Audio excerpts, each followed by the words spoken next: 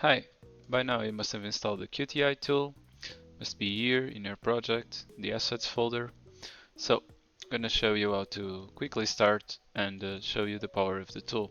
So, let's create an empty game object. This is gonna be like our first interaction. Let's call it just interaction. And at first we need to add a QTI component, and the QTI component should be of the type trigger. So let's add a component, and let's add specifically an onStart trigger. OnStart trigger is gonna trigger in the beginning of the game once you hit play. It uses the Unity start method. By now, it's not gonna do anything since it doesn't have any interaction attached to it here in the interaction field, but we can fix that by hitting the plus button right here. This plus button is gonna add an interaction to our interaction chain. So let's start by adding an activation interaction, and we're gonna use it to activate something. So let's create that something. It's gonna be a cube right here. Here we go. Cube right here. It's right on top of the viewport. Let's put it right here. Okay. So we can attach the cube here to the to activate list in the activation interaction. So this is actually a list. It can activate multiple stuff, but right now I just want to do it with that cube. And let's deactivate the cube so you can actually see it being activated once we hit start. So the trigger is gonna run. It's an onStart trigger. It runs on start, and it's gonna run the attached interaction. So what we're gonna want to do now is adding a new interaction to this interaction chain. So how do we do that? We're gonna use the plus button, but now on the activation interaction, because we want something to happen after this activation interaction and not at the same time or before it. So let's add force interaction. It's going to be an interaction which adds a force to an object. And for that you can see here it has a gizmo. You can see like the orientation of the force. You can manipulate that on both axes. Let's keep it simple for now. Let's add it a little bit of more magnitude, like maybe a flat 5 would be good. Yes. And let's change the force mode to impulse.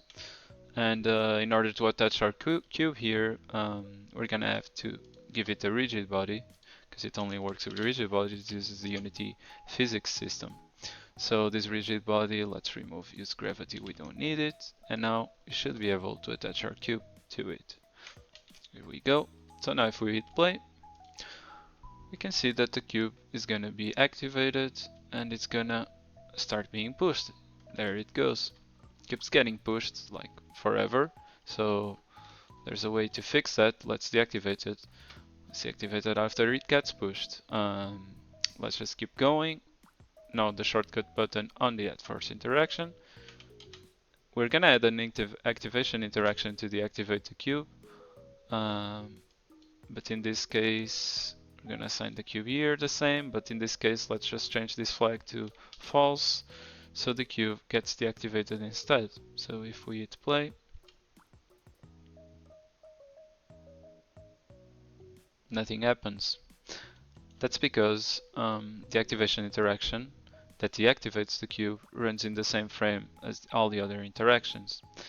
And so basically it deactivated the cube at the same time as it did everything else. In order to see that better, you can actually hit the graph view button here. You can see that this very handy way to see our interaction chain. You can see it starts on the onStart trigger and then it activates the cube, adds force, and then deactivates the cube. So this happens all in the same frame. So you're not going to see the effect of these two first interactions. You're only going to see the cube getting deactivated, right? So in order to do that, in order to allow it to be pushed for some time, we can insert a new interaction right here. In order to do that, let's go back and let's look at our add force interaction and hit this button here, which is like a chain with a plus sign. If we hit this button instead of the normal plus sign, it's gonna insert something in between these two. So let's do that and let's add a delay interaction. Delay interaction is gonna wait for some time before it deactivates the cube. Let's give it some time because it starts at 0. Let's give it like, let's see, 3 seconds. So now, as you can see, if we go to the graph view button again, You can see the delay interaction in the middle of these two interactions like we intended to. So if we hit play, we're gonna see the cube go for some time. It's gonna be 3 seconds and then it disappears. Great, awesome. So now we're gonna want the cube to interact with something to spawn a new interaction. Let's start by creating that new interaction that I'm speaking of. Let's just duplicate the interaction we already have. You can actually call it interaction 2. So interaction 2 is gonna be the same for now. But it's gonna affect a different object. Let's create a sphere.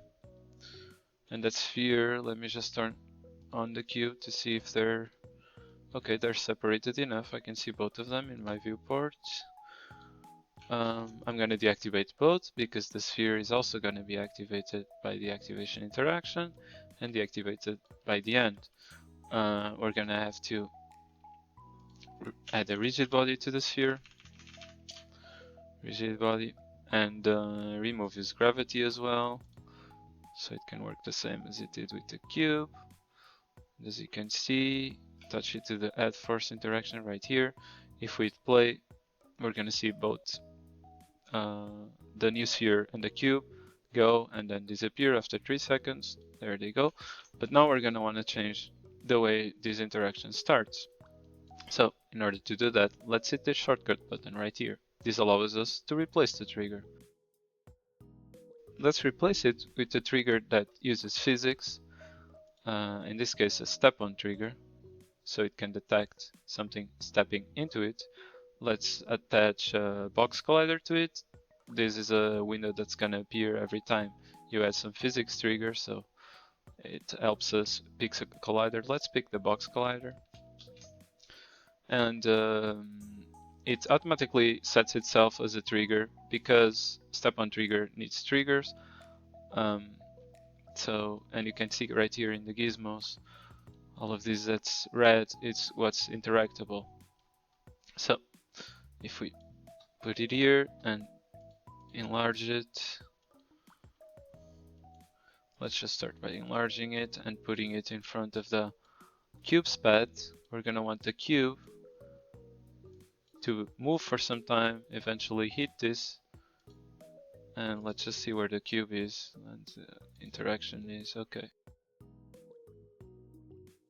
So we want the cube to move and eventually interact with this, spawning the sphere interaction. So in order to do that, the cube is gonna need a way to interact with the step-on interaction, and it already has a rigid body and a collider, so it can interact with another colliders, but we still need to add something that belongs to this tool, which is an interactor. Here we go. With the interactor, it's gonna be detected by step-on interactions, stay-on interactions, all of the physics interactions. So let's deactivate the cube and hit play now.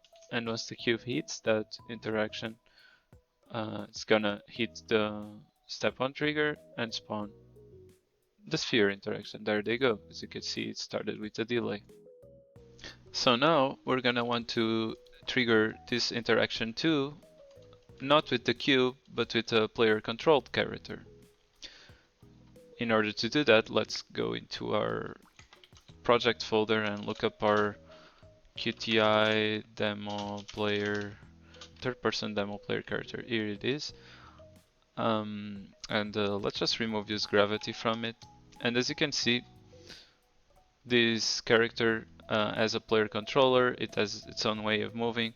I'm gonna use the WASD keys to move it, and we want this player to be the one interacting with that cube that has the interaction 2 in order to start the sphere interaction. Let's just also disable this first interaction, and let's just place interaction 2 like a little bit ahead so I can have some movement before I hit it.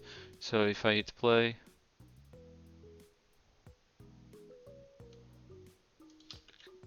I can see the player here right next to the camera, and if I see the interaction is right there, if I move closer to it, it's gonna spawn the sphere interaction.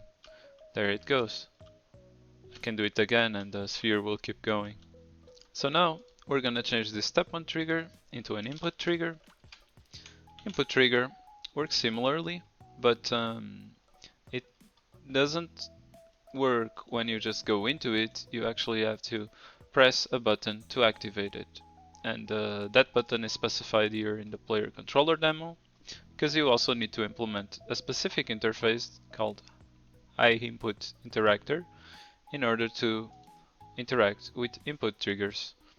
So the script already implements that, and if you want to get see more into it, you can check the script documentation. It's easy to learn, but for now I'm not going to get into it, and can show you here that the player has this capsule around it. It shows if there is some interactable trigger around it. Once I approach this collider, it's going to get green. Also, for the input trigger, there is an angle value. You can see here. This angle here, it shows where the player can interact with. So maybe some interaction, I want to have like a narrow angle of interaction, but in this case I want it to be able to interact from any direction. So if I hit play now,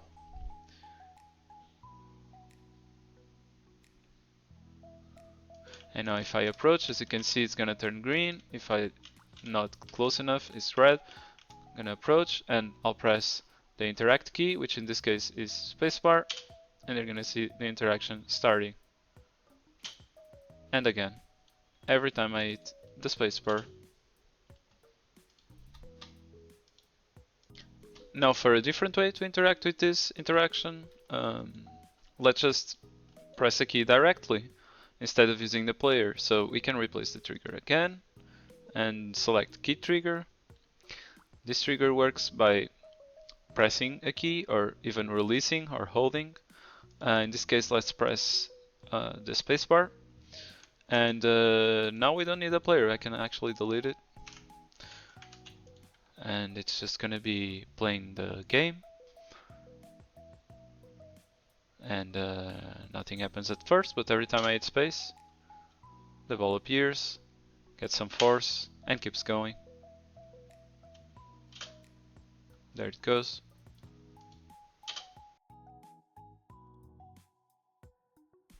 So we reached the end of our tutorial. I hope you liked it, and I hope you enjoyed the tool.